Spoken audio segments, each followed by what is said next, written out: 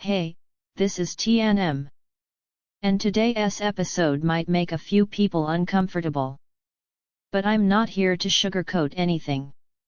Because if you're someone who is stuck at the crossroads of freelancing, wondering if it's the path to true independence, or just a shinier kind of prison, you need clarity, not comfort.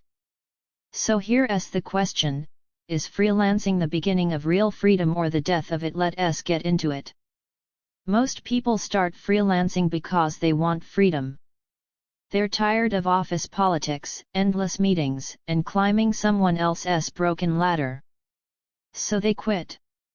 They go solo. No more bosses, no more 9 to 5.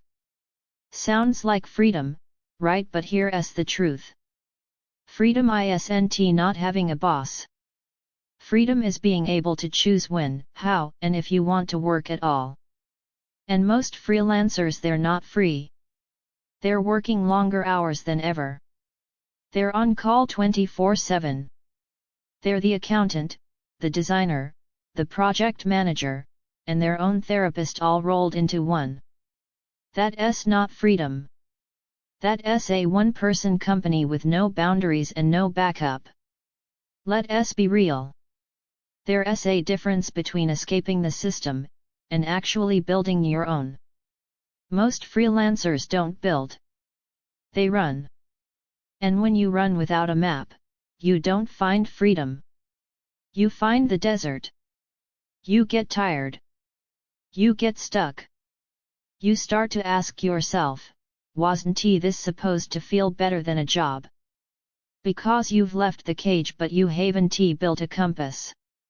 And without strategy, freedom becomes survival. Now, not all freelancing is the same. In fact, I believe there are 3 types of freelancers and only one of them is truly free. First, the low-price gig hunter. You're on Fiverr, Upwork, chasing small jobs, racing to the bottom. You're not a creative. You're a commodity. And your value decided by a search algorithm. Second, the high-value specialist. You've got skills, a clear niche, a process, and pricing power. You don't beg for clients, you choose them. Third, the productized creative. This is where the real independence begins. You don't just sell your time, you package your knowledge, your systems, your thinking. You build assets that work when you're not working. That's not just freedom. That's leverage. So ask yourself, which one are you if you're stuck in the first type for too long? You're not free. You're just underpaid and overworked, with a fancy job title. And here's where a lot of solo founders get stuck. Because we're great at doing the work, but terrible at building systems. We want control. But we don't want to automate. We don't want to delegate. And definitely don't want to stop being busy because busy feels like progress. But it's a trap. Real independence isn't doing everything yourself.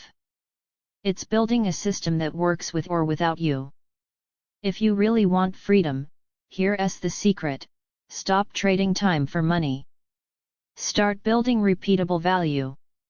That was the shift I had to make. I moved from custom freelance work to creating templates, frameworks, and digital products. Things that don't need me present to deliver value. Things that scale.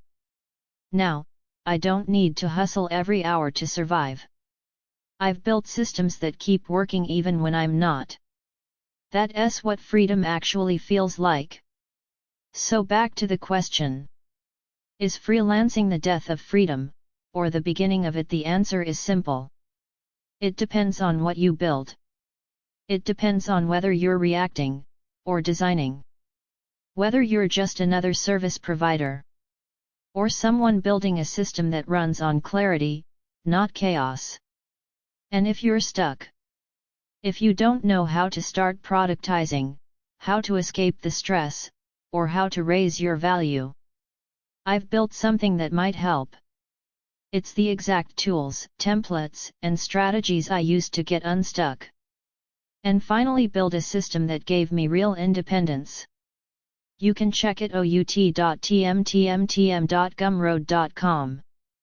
I'm T&M Freedom ISNTA Fantasy. It's a design. And the sooner you take control of it, the better your life gets. See you in the next one.